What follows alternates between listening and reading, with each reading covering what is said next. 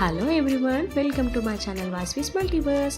ఈరోజు నేను ముందుకి బుజారి టెర్రస్ పార్ట్ 2 చెప్పేద్దాం అనుకుంటున్నానండి. లాస్ట్ టైం మీకు పార్ట్ 1 పెట్టాను కదా, ఇప్పుడు పార్ట్ 2 మొత్తం ఎక్స్ప్లోర్ చేసేద్దాం. నాతో పాటు మీరు కూడా లోపలికి రండి.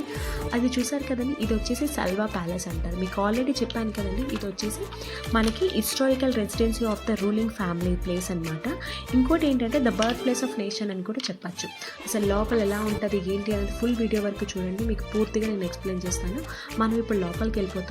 ఈ సల్వా ప్యాలెస్ వచ్చేసి కంప్లీట్గా మడ్ బ్రిక్తో ఉంటుంది. ఈ రైట్ సైడ్ మీకు చూపిస్తున్నాను కదా, ఇది వచ్చేసి అతురాఫీ మసీద్ యొక్క తవ్వకాల్లో 2012లో చేశారంట. అప్పుడు పురావస్తు తవ్వకాల్లో మసీదు వాళ్ళు అనుకున్న దానికన్నా ఇంకా పెద్దది ఉందనేసి ఫిక్స్ అయ్యారంట అండి. అంత పెద్ద మసీదు ఉండేదంట ఇక్కడ. మనం ఇప్పుడు లోపలికి వెళ్ళి చూసిన తర్వాత మనకి ఫస్ట్గా ఒక మ్యూజియం వస్తుంది.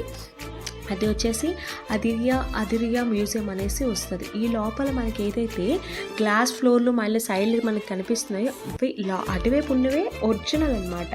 దాని ప్రొటెక్షన్ కోసమని వీళ్ళు గ్లాస్ ఫ్లోర్ అనేది వేసేసారు. సోర్స్ ఆఫ్ ద లైఫ్ అనమాట ఈ సౌదీ అరేబియా వీళ్ళందరికీను. ఒక్కసారి చూడండి నాతో పాటు మీరు కూడా. మన లోపలికి వెళ్ళగానే ఇక్కడ పెద్ద ట్రీ అనేది మనకి కనిపిస్తుంది. దీనికోసం నేను మీకు తర్వాత చెప్తాను అదంతా. నెక్స్ట్ ఇప్పుడు ఈ ఖురాన్ వచ్చేసి ఫస్ట్ ఉంది కదండి, ఇది 300cc ఎగోదనమాట. దాని పక్కన ఉంది పెన్స్, చాలా బాగా ప్రొటెక్షన్గా పెట్టుకున్నారండి, బాగా అనిపించింది. ఈ ట్రీ అంతా కింగ్స్ అండి, నేను మీకు ఎక్స్ప్లెయిన్ చేస్తాను లాస్ట్లో. ఇది వచ్చేసి protecting of the new state అనమాట. ఏదైతే ఇప్పుడు సౌదీ ఇంకా అయితే ఎస్టాబ్లిషన్ అయిందో అదంతా అందులో ఉంది. ఇది వచ్చేసి ఈ కత్తి చూసారండి, ఈ కత్తి యొక్క మొదటి సౌదీ రాష్ట్రం యొక్క 3వ ఇమాం బుద్ అబ్దుల్ అజీజ్ చెందిన కత్తి. అసలు చాలా బాగుంది కదండి. అప్పట్లో ఆయన వాడిన కత్తి అంట. రెప్లికా అనుకుంటాను, అక్కడ రెప్లికానే ఉంది. ఇది వచ్చేసి ముద్రలు, మీకు తెలిసి స్టాంప్స్ వేస్తాం కదండి, ఆ స్టాంప్స్ వాళ్ళవి.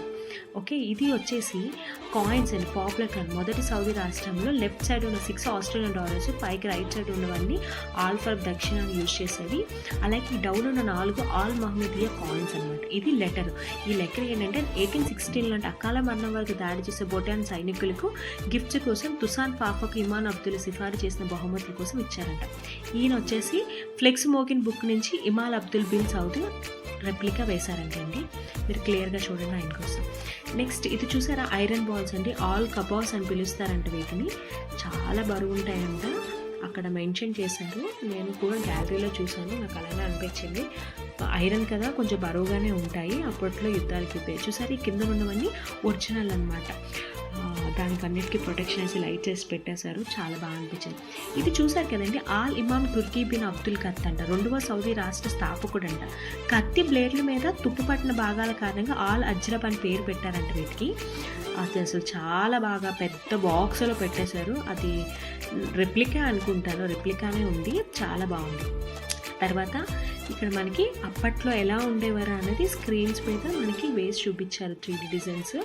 చాలా బాగా అనిపించింది నాకు. ఇప్పుడు మనకి ఇందాక మీకు ట్రీ చూపించాను కదా, ఆ ట్రీ యొక్క లైఫ్ స్టైల్ ఏంటంటే వాళ్ళ రాజులు ఫస్ట్ ఎవరు, సెకండ్ ఎవరు, ఇప్పుడు ఎవరు ఉన్నారా అనేది ఇదిగోండి. ఇది ఫస్ట్ అండ్ సెకండ్. ఇప్పుడున్న రాజు కింగ్ సాల్మన్, ఇప్పుడు వాళ్ళ మనవడు అనమాట. ఈయన prime minister as of now అనమాట. అలా అయిపోయిన తర్వాత మనం బయటకు వచ్చేసాక కంప్లీట్గా వ్యూ అనేది చూడండి, ఎంత బాగుందో తెలుసా అండి అసలు. తర్వాత మనం అయిపోయిన తర్వాత బయటకు వెళ్ళాక ఇది 3D డిజైన్ అండి. ఇది వచ్చేసి మనకి ఎలా చేశారంటే bronze model of Toby was created as a 3D scan అనమాట ఆఫ్ ద సైట్. కంప్లీట్గా మనకి ఇక్కడ చూడొచ్చు అనమాట. బ్రోంజ్తో చేశారు, చాలా బాగుంది. అలాగే బయటకు వచ్చేసిన తర్వాత మనకి ఇందాక నేను మీకు చెప్పాను కదా, వీళ్ళు వెంటిలేషన్కి ఎలా ఉపయోగించేవారు, ఏంటి వాళ్ళ విండోస్ ఎలా పెట్టుకునేవారు అన్నది 3D లేజర్ ద్వారా మనకు చూపిస్తున్నారు వీళ్ళు ఇక్కడ. ఒక్కసారి చూడండి నాతో పాటు మీరు కూడా. ఇది కంప్లీట్గా చూడండి, ఆ వెంటిలేషన్కి, ఆ విండోస్కి అలాంటి మోడల్స్ డిజైన్స్ పెట్టుకునేవారంట. ఇది వాళ్ళ ఒక గ్యాలరీ గైడ్లో నేను చదివాను, అందుకనే. నెక్స్ట్ ఇది అయిపోయిన తర్వాత మనం గుర్రం గురించి తెలుసుకోండి. దీని గురించి నేను షార్ట్ కూడా పెట్టాను, చాలా బాగుంటుంది. మస్ట్ అండ్ షుడ్గా వాచ్ చేయండి, మీకు అర్థమవుతుంది. మనం గుర్రం గురించి తెలుసుకునేటప్పుడు లోపలికి వెళ్ళగానే ఇక్కడ అరబిక్లో ఏదో రాశారు, నాకైతే తెలీదు. ఆ తర్వాత మీకు తిందని చెప్పాను కదా, వాటి గురించి గుర్రం గురించి ఇక్కడ చెక్కారనమాట. కంప్లీట్గా రాజు ఎలాగా గుర్రంతో స్వారీ చేశారు, రాజు గుర్రానికి ఎలాంటి ప్రొటెక్షన్స్ ఉండేవి అనేది మనం ఈ మ్యూజియంలో ఇక్కడ తెలుసుకోవచ్చు. ఇది బాగా గుర్రం యొక్క స్టాచ్యూస్ అని పెట్టారు. ఇది లోపలికి వెళ్ళిపోయిన తర్వాత చూసారా, ఇది కూడా రాయి మీద గుర్రం గురించి రాశారు. మాస్టర్ ఇంగ్లీష్లో ఉంటే మనం చెప్పేసి అరబిక్ తెలియదు. ఇది గుర్రం యొక్క ఉపయోగించే పర్సన్, అలాంటి డ్రెస్ కోడ్లో ఉండేవారు. గుర్రం ఎక్విప్మెంట్స్ ఇది వచ్చేసి షాపిలి అంటే గుర్రం తాళం. దొంగతనం నుండి గుర్రాన్ని రక్షించడానికి 2 ఉంగరాల గుర్రం కాలుకు బలమైన ఇనుపు గొలుసులతో చేస్తారంట. చాలా బాగుంది కదా. తర్వాత స్టిరప్ ఉన్నాయండి. గుర్రం స్వారీ చేయడంలో గుర్రం సహాయం చేయడానికి సాడీ అనేది ఒకటి ఉపయోగిస్తారనమాట. మనం చేస్తాం కదా దానికి. అది చూసారా, అది కంప్లీట్గా గుర్రము పైన వేసేవి బట్టలు ఎంత బరువుగా అనిపిస్తున్నాయి కదండి. చూడడానికి నాకు చాలా పెద్ద పెద్దగా అనిపించాయి.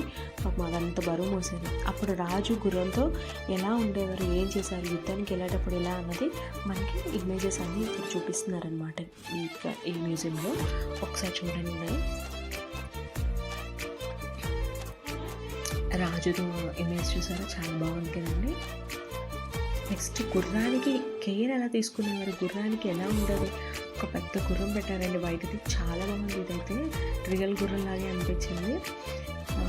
ఎక్సలెంట్గా ఉంది.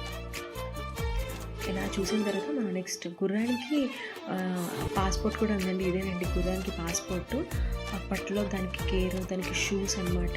దానికి ఏమైనా గుచ్చుకుంటే ఎలా తీయాలని వాటి ఎక్విప్మెంట్స్ కూడా, దానికి దువ్విన కోంబు అన్నీ అసలు కంప్లీట్గా దాన్ని దువ్వడానికి దువ్వినతో సహా ఇక్కడ ఉంది. అది చూసి మేము బయటకు వచ్చేసాము. బయటకు వచ్చిన తర్వాత వేరే దగ్గర ఏంటంటే ఇక సైన్యానికి కంప్లీట్గా మనకి ఇంకేం కావాలి, యుద్ధం చేయాలంటే గన్స్ ఉండాలి. ఆ గన్స్ అని ఇప్పుడు ఎక్స్ప్లోర్ చేస్తాం అనమాట. నెక్స్ట్ చూస్తాం. ఇదేనండి గన్స్. ఇది వచ్చేసి ఆ రోజుల్లో గన్స్ ఎలా ఉండేవి, ఎలాంటి మందులు వాడేవారు, ఎలాగ మనం ఉపయోగించామా అన్నది నేను మీకు వీడియోలో చూపిస్తాను. చూసారా గన్స్ ఇంతకుముందు ఇవేనండి గన్ పౌడర్ స్టోరేజెస్ అన్నమాట. ఇవి వచ్చేసి చిన్న మెటల్ మరి తోలు అంటారంట, అందులో స్టోర్ చేసుకుంటారు. ఇది గన్నుని ఎలాంటి అచ్చుల్లో తయారు చేస్తారు, ముడి సీసం అనమాట, అలా అనమాట. ఇది గన్ను సీసాన్ని గన్ పౌడర్ హార్న్స్ అనమాట. ఇవేంటంటే ముందుగా సాంబ్రంగా ఉంచుకొని కొమ్ములో యూజ్ చేస్తారు. అవి నేరుగా తుపాలకి నింపించుకుంటారనమాట అప్పట్లో. ఇది కంప్లీట్ రాగితో ఉంటుందండి. ఇది చిన్నవి, అవి పెద్దవన్నమాట. ఇది నెక్స్ట్ చాక్రోల్ ఉంది కదండి. ఇక్కడ ఏంటంటే గన్ పౌడర్ చేసుకోవడానికి ఇది యూజ్ చేస్తారంటే ఈ రాయిని. ఇది వచ్చేసి చాక్రోల్. ఈ కర్ర ఉంది కదా, ఈ బొగ్గు కలోట్రోపిన్ లేదా దానిమ్మ చెట్టు బొగ్గుని చేస్తారంట, నెక్స్ట్ తయారు చేస్తారంట. అలాగే ఆ గన్ పౌడర్ వచ్చేసి మనకి బొగ్గు, పసుపు, సల్వర్, రాతి ఉప్పు నుంచి గన్ పౌడర్ తయారు. ఇది పాత పిస్టల్స్ అండి. ఇవి కంప్లీట్గా గన్స్, ఆ రోజులో ఉపయోగించే గన్స్, కత్తులు అండ్ ఇంకేంటంటే షిప్, నమూనా, ఇవన్నీ రెప్లికాస్. ఇప్పుడైతే అవి లేవు కాబట్టి రెప్లికాస్ పెట్టేశారు. ఇది అయిపోయిన తర్వాత మేము బయటకు వచ్చేస్తే ఇన్ఫర్మేషన్ సెంటర్ అనమాట. ఇక్కడ ఏమవుతుంది అంటే ఇది ఈ సెంటర్ కంప్లీట్గా ఓవరాల్గా మనకి ఏదైతే మనం చూసామో అది మనకి ఇక్కడ ఎక్స్ప్లెయిన్ చేస్తారు. ఒక్కసారి చూడండి సార్ నాతో పాటు మీరందరూ కూడా.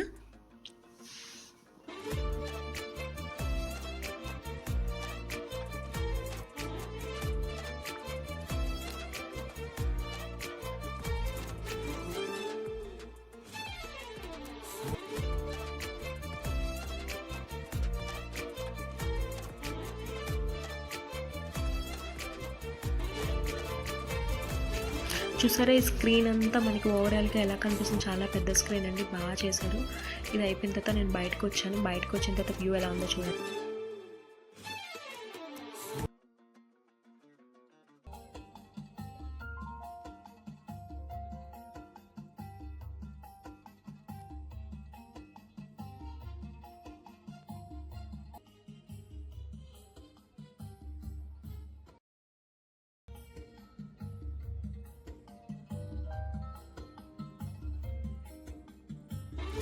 బయటకు వచ్చేసాం కదండి. బయటకు వచ్చేసాక ఇదంతా కంప్లీట్గా ఇంకా ఫుడ్ అనమాట.